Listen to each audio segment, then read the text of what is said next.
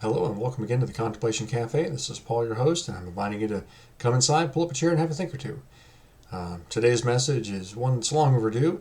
There's the old saying, give credit where credit is due, and tonight we're going to do just that. This is actually going to be entitled Kim, the Unexpected Life Coach. Some time ago, I was working in the insurance world in a certain job capacity, and that particular area was relocated out of state, and I was not able to go with that job, so I had to transition back into a different one. And Kim was the training manager at the time, and you remember that first day of training. She came in, and she was very matter of fact. So the class was made up of a couple of folks like myself who were transitioning back to a different job, and new hires that were coming in off the street. So basically, first night for everyone. She comes in, very rapid fire, very black and white, very matter of fact. Expectation, expectation, expectation. This. And right up front, then she makes this one statement. Perhaps you need to make a personal decision. And just all of that just kind of brushed my hair back. Like, whoa! And my first thought was, she's a prickly pear. This is going to be a rough ride. And it was interesting that throughout the time of training, she would come back to that at certain points. She would always come back to, well, perhaps you need to make a personal decision. Maybe now is the time you need to make a personal decision.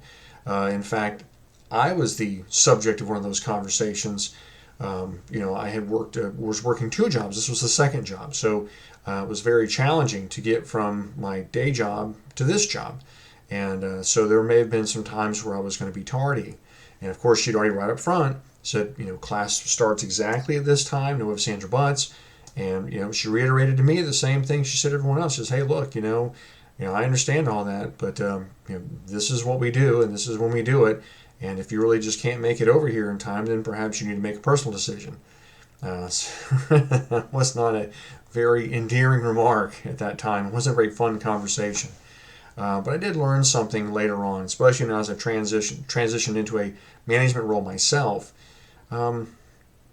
She was really looking to talk to three different kinds of people. Number one, the people that really had no business being there at all. They were just there. Maybe they heard that I'm getting paid X bucks an hour and training is for X number of weeks, so I'm just going to come in and coast and collect a paycheck and then I'm out of there. They really just not at all. They just saw a paycheck and it's like, yeah, I'll just whatever. So right up front, she wanted to weed those people out really and just get them out because they were going to be wasting their time and our time and of course the company's resources. They just need to go. The second group of people, maybe they had stuff going on. Maybe they had kids in Little League games or other things outside of a job that were very competitive for time and attention and human resources. And to those people, she really wanted to come to and say, hey, you've got some decisions to make. What's more important? Is it this or is it this? You have to kind of make a choice there. If you need to be here, then be here, or if you need to be there, be there. And then of course that comes back to you may need to make a personal decision. The third group of people are people who wanted to be there, but you come to find out that they really weren't cut out to do the work. There's nothing wrong with that. Not everyone is cut out to do the same job. Hats off to actuaries. They provide a valuable service in a number of areas. I'm just not cut out to be one. I don't have the wherewithal to do what they do day in, day out. I would claw my eyes out. But they do it day in, day out. And so, hey, hats off to them.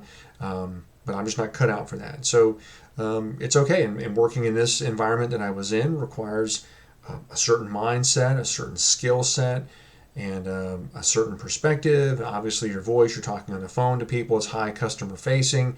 And there were just some people there who just weren't cut out to do that kind of job. So she was also speaking to that group of people as well, that, hey, I'm glad you're interested, but, you really don't have what it takes to do this job and be successful. So you really need to make a personal decision, find the thing that really you're going to be well at and be successful at. Because she certainly didn't want people going through class and then just flaming out. I mean, that's not good. We want people to come in and be successful going into that job role, and just not having what it takes right up front to do the job and putting you out there, that's just a lose for everybody. So on a number of levels, when she said that, she wasn't being mean or callous or unfair or whatnot. She really was trying to do folks a favor, really.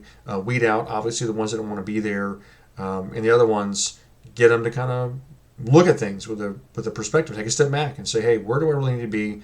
What do I really need to be doing? So with that being said, hats off to Kim, the life coach, unexpectedly.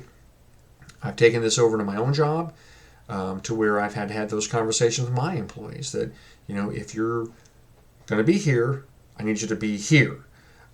If you need to be somewhere else, then maybe you need to make a personal decision. And it's no harm, no foul, no shame. It's just getting people to wake up and take a look at that and make an honest evaluation. And it's all good. I need you to be successful here. So in order for you to be successful here, you need to be here. Don't be here from the neck down, and from the neck up be somewhere else. That's not going to work. It's going to reflect in your workmanship, and it's going to be very poor. So again, valuable life lessons. Who knew that this supposedly brusque and very abrasive and blunt supervisor could turn out to be rather insightful and impart some good wisdom. So thanks again to Kim, the Unexpected Life Coach. And thanks again for stopping by the Contemplation Cafe. We'll catch you again next time.